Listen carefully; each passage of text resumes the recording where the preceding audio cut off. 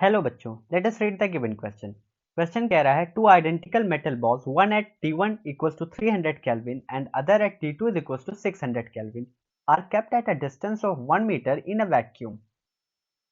Will the temperatures equalize by radiation?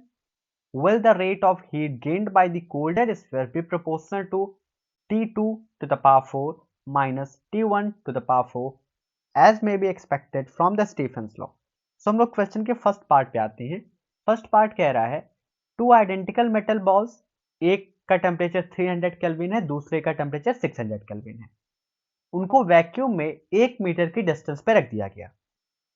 Now question पूछ रहा है क्या उनका जो टेम्परेचर है वो कुछ टाइम के बाद रेडिएशन प्रोसेस से इक्वलाइज हो सकता है।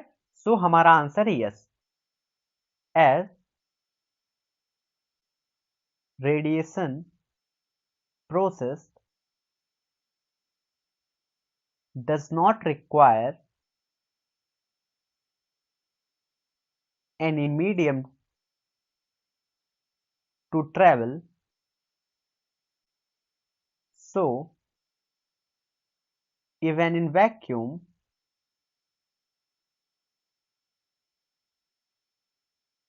temperature can be equalized।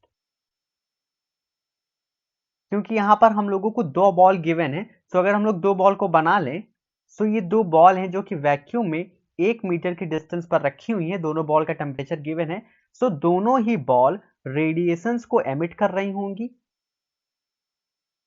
ये हम लोग का एमिटेड रेडिएशन है, क्योंकि किसी भी टेम्परेचर पे जो हम लोग का रेडिएशन है वो एमिट किया जा सकता है, क्योंकि रेडिएशन प्रोसेस के लिए किसी भी मीडियम की रिक्वायरमेंट नहीं होती। और दोनों ही बॉल्स एक दूसरे द्वारा दिए गए रेडिएशन को एब्जॉर्ब भी कर रही होंगी। This is the absorb radiation.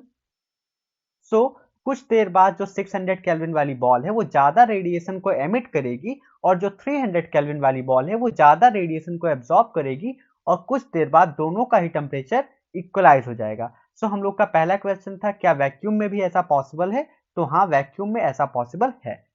Now second part कह रहा है will the rate of heat gain by the colder sphere be proportional to T to the power 4 minus T1 to the power 4। तो हाँ ये बिल्कुल सही है, क्योंकि स्टीफेंस लॉ के अकॉर्डिंग जो rate of heat gain by body और यहां पर जो बॉडी गिवन है वो हम लोग कोल्डर स्फीयर की बात कर रहे हैं, जिसका टेम्परेचर कम है, जिसका टेम्परेचर 300 केल्विन है। सो या this is proportional to T to the power 4 minus T1 to the power 4। यहाँ पर T2 हम लोग का 600 केल्विन वाली बॉडी का है और T1 हम लोग का 300 केल्विन। तो जो टेम्परेचर का डिफरेंस होता है उसकी जो फोर्थ पावर होती है उसके प्रोपोर्शनल होता है रेट ऑफ हीट गेन, क्योंकि हम लोग के प्रोसेस के अकॉर्डिंग जो टेम्परेचर होता है उसकी फोर्थ पावर पे हम लोग की प्रोपोर्शनैलिटी कांस्टेंट लगाए जाते हैं according to Stefan's law. Hope you understand the question well. Best of luck.